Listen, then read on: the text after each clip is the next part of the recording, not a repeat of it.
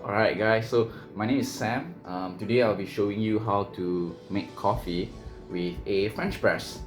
So just a quick introduction, I worked as a barista for about 2 years, but I've been teaching coffee classes to all kinds of people, corporate or people who make coffee at home.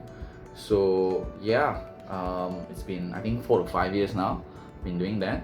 And yeah, today I'm showing you how I'm making coffee at home. Use it, use it well. Make sure that caffeine becomes something that boosts your productivity for ministry, helps you pay attention during sermons, so you don't miss out the good stuff. And whether it's a Bible study, whether it's work, I hope that coffee actually helps you to be a better servant for God, rather than it hindering you and feeling sluggish, feeling this dependency where you need to spend a lot of money to buy and drink coffee every day. Yeah, think about that. Alright, so what I have here is basically a French press, as you can see, a dripper, but I think I'll focus on the French press. Okay, I'm excited for this because I need my coffee. Right, so I'll just show you how it's done first, then maybe I can tell you a little bit more about coffee itself. Alright, so here I have a French press. Okay, stainless steel double wall, and I have my pre-ground coffee. Right, so I've already grind them with my grinder, but when you buy a bag of coffee, you can ask them to grind it for you. Just let them know that you are using it for a French press. Okay, so if you are having 20 grams of coffee, you'll be using about 320 grams of water. Okay, so you can write that down if you want, but basically the amount of water and the amount of coffee will determine how strong or how weak your coffee will taste. And a good start I always recommend is 20 grams for 320. That comes to about 1:16 ratio of coffee to water. Alright, so I'm gonna put it in. Alright, so if you don't have a scale at home, which I highly recommend that you do, use a scale, and when you pour the water in, just weigh it, like how much water is going in. I left my scale downstairs, so but I do know that my French press here, okay, when I fill it up to the brim, it's about 350. So I'm just gonna underfill a little bit. This is just home brewing, not brewing it for any customers, so I'm just gonna eyeball. Alright, but let me just pour it in first.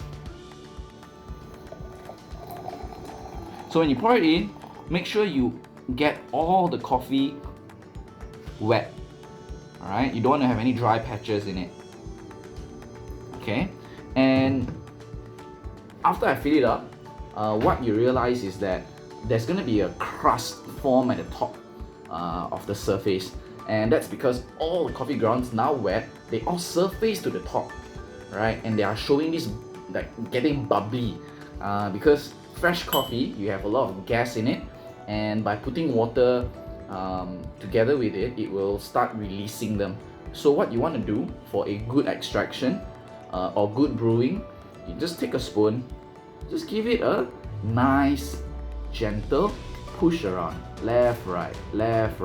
Alright, once that's done, you will see that all the coffee grounds starts they get evenly distributed across, and it looks nice and foamy now. Alright, what we're doing there is to make sure all the coffee grounds that's on the top, it doesn't get stuck up there and gets minimal extraction, because what you want to make sure is that all the coffee at all times gets equal amount of contact with the water, and that ensures that you are brewing a good cup. Yeah, just take my word for it. Those are tips. Alright, so now that's done, I'm gonna switch on my timer. I'm gonna time it for 3 minutes. Okay, so I've set it on 3 minutes. So this is the French press plunger. Okay, so what it essentially does is very simple. You can see that this is a metal filter. Alright, it's a metal filter. What it does is it prevents the coffee grounds that you have in your brewed coffee to flow out into your cup, so that you don't drink the coffee ground in your mouth. Right? You want a nice, clean brewed coffee. So that is the function of this. So you just put it in, right, and gently press it down now. Right, but don't press it all the way.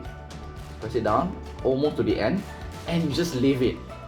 Okay, this is the best French press tip that you can get. You press it in, let it steep for the time that I mentioned earlier, and what it does is that all the coffee grounds, it will slowly drop down to the bottom of the bed of this French press, and when you pour it later, if you press it later, it's gonna agitate and move the whole coffee ground again. But now, because you pressed it early and you pour it later, you're gonna have a much cleaner brew. Okay, so just give you a few quick tips here. Tip number one. Okay, when you want to maximize its effects in terms of how it sharpens your attention, or gives you more focus, what you want to do is to prevent drinking it daily. Don't drink every day. Every single morning you drink it, you're gonna build a dependency in terms of your brain needing that caffeine kick. So that's what you want to avoid. The best so far I have realized for myself is that I drink on alternate days. Okay, because if I drink it every day, every morning, then I will build this dependency where if I don't have my coffee in the morning, I get groggy, right? And that's terrible. Let's say I have Thursday, I do know I have a long night. I work from morning 9 to 7:30 or 7 sometimes, 8, and then after that I have a GG. If I know I have a long night before, then I want to have my coffee in the morning. Alright, so that it actually makes me last longer for the whole day, which in this case, if it's Thursday, I would drink it Thursday morning, then I would avoid it on Wednesday. Alright, so I am very selective throughout the whole 7 days on which day I drink it. Yeah, same thing for church on Sundays. So if I know that I need it on Sundays, then I'll drink it on Sunday only, and I'll avoid it on Saturday. Okay, so that is, I would say, the best in how you're gonna get the most out of caffeine and not make it work against you. Because I've had my bad days where I used to work as a barista, and when I drink it every day, and I can tell you that even when I need the caffeine kick, I don't get it. I have to drink extra. So that's just bad for the wallet, bad for yourself as well, because then you get jittery and all. So it's not a very healthy dosage for each time I consume it, right? So those, I would say, are the small little tips that I have that you can use when you are brewing coffee and planning out how or when you should drink it. Alright, so the coffee is ready. Let me just pour it out. Just grab it. So I don't have to press it anymore because I've pressed it earlier. So just pour.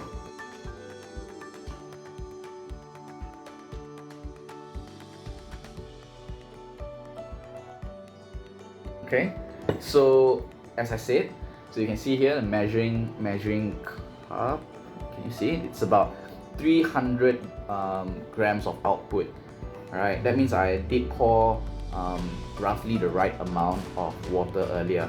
How I do know that is because the coffee ground would have absorbed some amount of water along with it, so I don't get an exact amount that I poured earlier. Okay, so it usually looks a bit murky because it's a French press. A lot of the coffee fines would find its way in, unlike if you were to brew with a filter paper, okay, like a filter brewing vessel, then you would get a lot clearer and cleaner cup. Okay, Okay, so let's taste. So once it's done, all right, you can smell it if you want. Then I'm gonna pour a little bit. Okay, after each brew, you can give it a stir. Wow. Okay, I'm surprised. I shouldn't be surprised, right?